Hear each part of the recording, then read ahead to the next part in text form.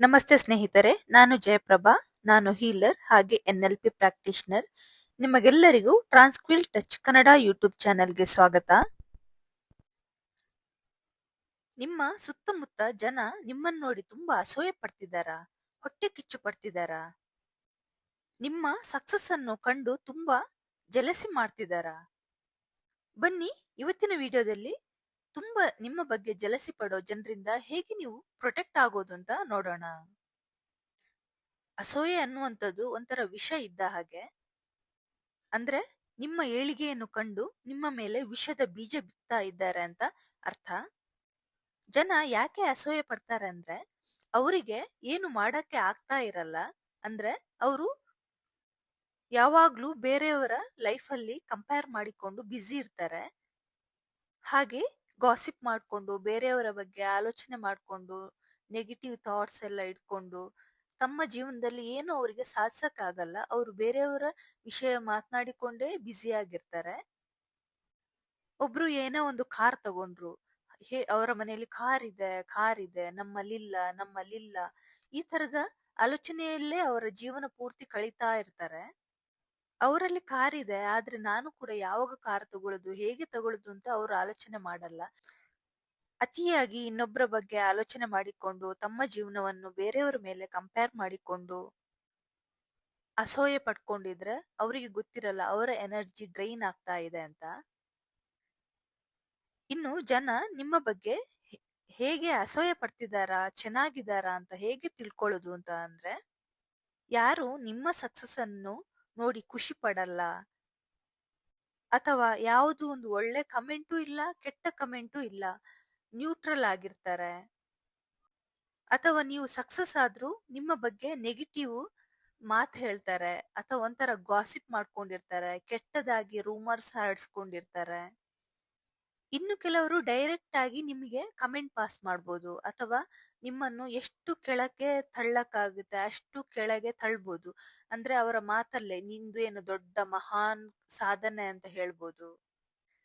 ಇನ್ನು ಕೆಲವರು ನೀವು ಮಾಡಿದ್ದನ್ನೇ ಅವರು ಕಾಪಿ ಮಾಡ್ಬೋದು. ಅದ್ರಲ್ಲೂ ಇನ್ನೊಂದು ಯಾವ ತರ ಇರ್ತಾರಂದ್ರೆ, ನಿಮ್ಮ ಎದುರುಗಡೆ ತುಂಬಾ ಚೆನ್ನಾಗಿರ್ತಾರೆ, ಹಿಂದ್ಗಡೆಯಿಂದ ನಿಮ್ ಬಗ್ಗೆ ತುಂಬಾ ನೆಗೆಟಿವ್ ಮಾತನಾಡ್ಕೊಂಡು ಕೂಡ ಇರ್ತಾರೆ. ನೋಡಿ, ನಿಮ್ಮ ಸುತ್ತಮುತ್ತ ಕೂಡ ಈ ತರ ಅಸೂಯೆ ಪಡ್ಕೊಂಡು ಇರೋ ಜನ ಇದ್ದಾರಾ ಅಂತ ನೋಡಿ. ನಾನು ನನ್ನ ಎಕ್ಸಾಂಪಲ್ ಹೇಳುದಾದ್ರೆ, ನನ್ನ ಒಬ್ರು ಫ್ರೆಂಡ್ ಸರ್ಕಲ್ ಅಲ್ಲಿ ಯಾವಾಗ ಫೋನ್ ಮಾಡಿದ್ರು ತುಂಬಾ ಜಲಸಿಯೇ ಮಾತನಾಡೋದು. ಇದನ್ನು ನೋಡಿ ನನ್ಗೆ ಬೇಜಾರಾಗ್ತಾ ಇತ್ತು. ಅವ್ರು ಫೋನ್ ಮಾಡಿದ್ರು ನಾನು ಪಿಕ್ ಮಾಡ್ತಾ ಇರ್ಲಿಲ್ಲ. ನಾನಂತೂ ಮಾಡಕ್ಕೆ ಹೋಗ್ತಿರ್ಲಿಲ್ಲ. ಆದ್ರೆ ಅವ್ರು ಯಾವಕ್ಕೊಮ್ಮೆ ಫೋನ್ ಮಾಡಿದ್ರೆ ಪಿಕ್ ಮಾಡದಿದ್ರೆ ಸರಿ ಇರಲ್ಲ ಅಂತ ಟೈಮ್ಸ್ ಪಿಕ್ ಮಾಡ್ತಾ ಇದ್ದೆ. ಪ್ರತಿ ಸಲ ಫೋನ್ ಮಾತನಾಡುವಾಗ ಕೂಡ ಹೇಳೋದು ಒಂದೇ, ನಿನಗೇನು, ನಿನಗೆ ಅದು ಇದೆ, ನಿನ್ನಲ್ಲಿ ಇದು ಇದೆ, ಈ ತರದ ಮಾತೇ ಯಾವಾಗ್ಲೂ ಬರೋದು.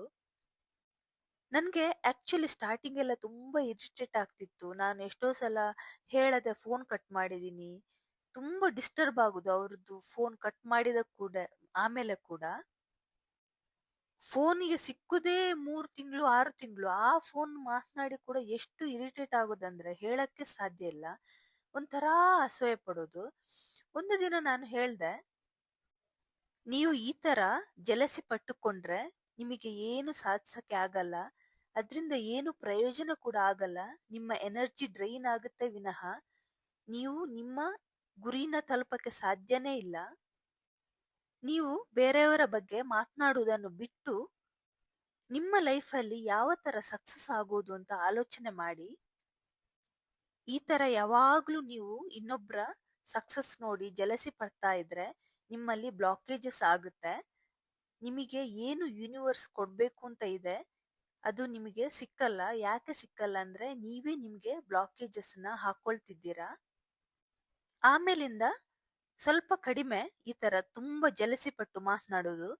ನನ್ನಲ್ಲಿ ಎದುರುಗಡೆ ಮಾತನಾಡಲ್ಲ, ಬಟ್ ಹಿಂದೆಯಿಂದ ಜಲಸಿ ಪಡ್ತಿದಾರ ಅಂತ ನನ್ಗೆ ನಿಜವಾಗ್ಲೂ ಗೊತ್ತಿಲ್ಲ. ನಾವು ಈ ತರ ಕೂಡ ಒಬ್ಬ ವ್ಯಕ್ತಿ ಜಲಸಿ ಪಡುವುದನ್ನು ಕಡಿಮೆ ಮಾಡ್ಬೋದು. ಅವರ ಅವರ ಹತ್ರ ನಾವು ಕೋಪ ಮಾಡ್ಕೊಳ್ಳೋ ಬದಲು ಅವರಿಗೆ ಅರ್ಥ ಆಗೋ ತರ ಹೇಳಿ ವಿವರಿಸಿದ್ರೆ ಅವರಿಗೂ ಗೊತ್ತಾಗುತ್ತೆ, ಹೌದು ನಾನು ಮಾಡ್ತಿರೋದು ತಪ್ಪು, ಇದರಿಂದ ನನ್ಗೆ ನನ್ನ ಎನರ್ಜಿ ಎಲ್ಲ ಡ್ರೈನ್ ಆಗ್ತದೆ, ನನಗೆ ಏನು ಲೈಫಲ್ಲಿ ಸಕ್ಸಸ್ ಸಿಗ್ತಾ ಇಲ್ಲ ಅಂತ ಅವರಿಗೆ ಕೂಡ ಗೊತ್ತಾಗುತ್ತೆ. ಇನ್ನು ಯಾವ ತರ ನಿಮ್ಮನ್ನ ನೀವು ಅಸೂಯೆ ಪಡೋ ಜನರಿಂದ ಪ್ರೊಟೆಕ್ಟ್ ಮಾಡ್ಕೊಳ್ಳೋದು ಅಂತ ನೋಡೋದಾದ್ರೆ, ನಿಮಗೆ ನೀವು ಬೌಂಡ್ರಿನ ಫಿಕ್ಸ್ ಮಾಡ್ಕೊಳ್ಬೇಕು. ಅವರ ಜೊತೆ ಯಾವುದೇ ವ್ಯವಹಾರ ಇದ್ರೂ ಕೂಡ ಲಿಮಿಟೆಡ್ ಆಗಿರ್ಬೇಕು. ನಿಮ್ಮ ಮನೆಯ ಎಲ್ಲಾ ವಿಷಯವನ್ನು ಅವ್ರ ಹತ್ರ ಹೇಳ್ಬೇಕು ಅನ್ನುವ ನೆಸೆಸರಿ ಕೂಡ ಇರಲ್ಲ.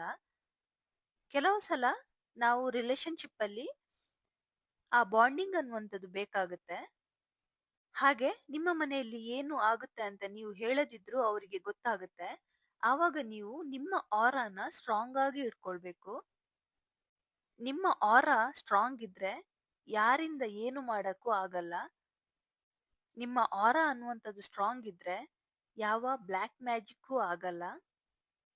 ಯಾರು ಏನೇ ಜಲಸಿ ಪಟ್ರು ಕೂಡ ನಿಮ್ಮ ಮೇಲೆ ಅದು ಪ್ರಭಾವ ಬೀರಲ್ಲ. ನಿಮ್ಮ ಆರಾನ ಯಾವ ತರ ಸ್ಟ್ರಾಂಗ್ ಆಗಿ ಇಟ್ಕೊಳ್ಳೋದು ಅಂತ ಪ್ರಿವಿಯಸ್ ವಿಡಿಯೋದಲ್ಲಿ ಹೇಳಿದ್ದೆ, ಆ ವಿಡಿಯೋನ ನೋಡ್ಕೊಳ್ಳಿ. ಹಾಗೆ ನಿಮ್ಗೆ ನಿಮ್ಮ ಆರಾನ ಸ್ಟ್ರಾಂಗ್ ಆಗಿ ಇಟ್ಕೊಳ್ಳಕ್ಕೆ ಕೆಲವು ಕ್ರಿಸ್ಟಲ್ಸ್ ಎಲ್ಲ ಬರುತ್ತೆ, ಬ್ಲ್ಯಾಕ್ ಟರ್ಮಲಿನ್ ಎಲ್ಲ ಯೂಸ್ ಮಾಡ್ಕೊಳ್ಬಹುದು. ಇನ್ನು ನೀವು ಅಸೂಯೆ ಪಡೋ ಜನರಿಂದ ಪ್ರೊಟೆಕ್ಟ್ ಮಾಡ್ಕೊಳ್ಳೋದು ಯಾವ ತರ ಅಂದ್ರೆ, ನೀವು ಸ್ನಾನ ಮಾಡೋ ನೀರಿಗೆ ಒಂದು ಹಿಡಿ ಉಪ್ಪನ್ನು ಹಾಕಿ ಸ್ನಾನ ಮಾಡಿದ್ರು ನಿಮ್ಮ ಆರಾ ಕ್ಲೆನ್ಸ್ ಆಗುತ್ತೆ. ಅದೇ ತರ ಯಾರೇ ಏನು ಅಸೂಯೆ ಪಟ್ರು ನಿಮ್ಮ ಮೇಲೆ ಅಷ್ಟೊಂದು ದೊಡ್ಡ ಪ್ರಭಾವ ಬೀರಲ್ಲ. ಯಾರು ಅಸೂಯೆ ಪಡ್ತಾರೆ ಬೇರೆಯವರ ಬಗ್ಗೆ, ಅವರಿಗೆ ಗೊತ್ತಿರಲ್ಲ ಅವರ ಎನರ್ಜಿ ಡ್ರೈನ್ ಆಗ್ತಾ ಇದೆ ಅಂತ. ಅವರು ಅಸೂಯೆ ಪಡೋದ್ರಿಂದ ಅವರು ಬೇರೆಯವರ ಜೊತೆಗೆ ಅವರ ಲೈಫ್ ನ ಕಂಪೇರ್ ಮಾಡಿಕೊಂಡು ಅವರಲ್ಲಿ ಒತ್ತಡ, ಅಭದ್ರತೆಯನ್ನೆಲ್ಲ ತಂದುಕೊಂಡು ಅವರ ಲೈಫಲ್ಲಿ ತೃಪ್ತಿ ಅನ್ನುವಂಥದ್ದೇ ಇರುವುದಿಲ್ಲ. ಪ್ರತಿಯೊಂದು ವಿಷಯಕ್ಕೂ ಕೋಪ ಮಾಡಿಕೊಂಡು, ಚಟಪಡಿಸಿಕೊಂಡು, ಆತ್ಮವಿಶ್ವಾಸ ಕಡಿಮೆ ಮಾಡಿಕೊಂಡು, ಅವರಿಗೆ ಅವರ ಕೆಲಸದ ಬಗ್ಗೆನೇ ಫೋಕಸ್ ಮಾಡಕ್ಕಾಗಲ್ಲ. ಯಾಕಂದ್ರೆ ಬೇರೆಯವರ ಬಗ್ಗೆನೇ ಆಲೋಚನೆ ಮಾಡಿಕೊಂಡು ಇರೋದ್ರಿಂದ ಈ ತರದೆಲ್ಲ ನೆಗೆಟಿವ್ ವಿಚಾರಗಳನ್ನೆಲ್ಲ ಅವರ ಮೇಲೆ ಹಾಕಿಕೊಂಡು ಅವರಲ್ಲಿ ಹೆಲ್ತ್ ಇಶ್ಯೂ ಎಲ್ಲ ತಗೊಂಡು ಅವರ ಬೆಳವಣಿಗೆಯಲ್ಲಿ ಕುಂಠಿತ ಆಗ್ತಾ ಇರ್ತದೆ. ಅದಕ್ಕಾಗಿ ಬೇರೆಯವರ ಬಗ್ಗೆ ಜಲಸಿ ಪಡೋದು ಬಿಟ್ಟು ಬಿಡಿ. ನೀವು ನಿಮ್ಮ ವರ್ಕ್ ಮೇಲೆ ಫೋಕಸ್ ಮಾಡಿದ್ರೆ ನೀವು ಬೇರೆಯವರ ತರಾನೇ ಆಗ್ತೀರಾ. ನಿಮ್ಮ ಲೈಫಲ್ಲಿ ಕೂಡ ಸಕ್ಸಸ್ ಬರುತ್ತೆ. ನೀವು ನಿಮ್ಮ ಕೆಲಸದ ಮೇಲೆ ಫೋಕಸ್ ಮಾಡಿಕೊಂಡು ನೀವು ನಿಮ್ಮಲ್ಲಿ ಸಕ್ಸಸ್ ಕಾಣ್ಬೋದು. ಇವತ್ತಿನ ವಿಡಿಯೋದಲ್ಲಿ ಜನ ಯಾವ ತರ ನಿಮ್ಮ ಮೇಲೆ ಜಲಸಿ ಪಡ್ತಾರೆ, ಅದರಿಂದ ಯಾವ ತರ ನೀವು ಪ್ರೊಟೆಕ್ಟ್ ಮಾಡ್ಕೊಳ್ಳೋದು ಅಂತ ಈ ವಿಡಿಯೋದಲ್ಲಿ ನೋಡಿದ್ವಿ. ಇವತ್ತಿನ ಟಾಪಿಕ್ ಇಷ್ಟ ಆದ್ರೆ ಲೈಕ್ ಮಾಡಿ, ಶೇರ್ ಮಾಡಿ, ಸಬ್ಸ್ಕ್ರೈಬ್ ಮಾಡಿ. Thank you for watching.